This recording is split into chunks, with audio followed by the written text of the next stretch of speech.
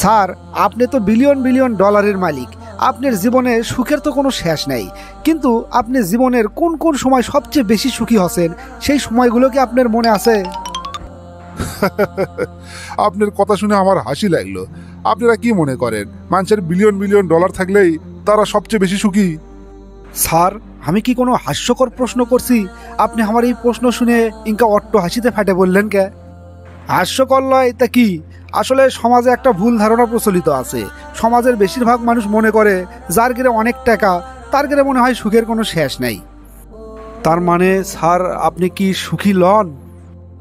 বিশ্বের যত বড় বড় ধনী আছে সকলেরই মনে নানান ধরনের অশান্তি থাকে, সব সময় মানসিক চাপে থাকে। আমিও তার ব্যতিক্রম আসলাম না, তবে সব শেষে আমি প্রকৃত সুখের সন্ধান পাচ্ছি।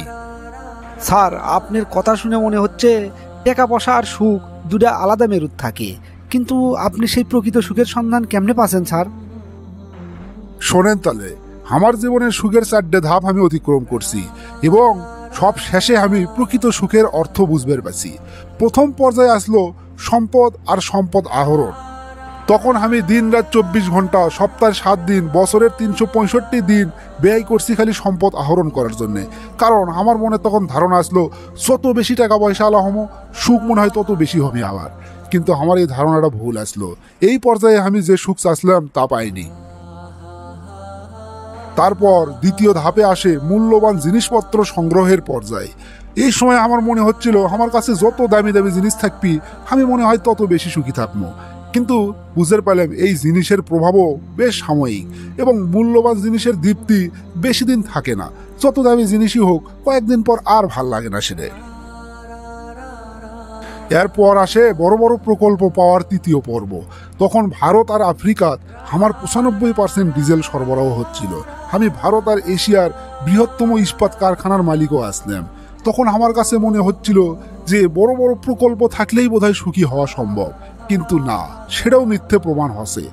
যে সুখ আমি কল্পনা করছিলাম তখনও আমি সেই সুখ পাইনি। আর সর্বশেষ বা চতুর্থ ধাপের কথা আমি এখন কমো।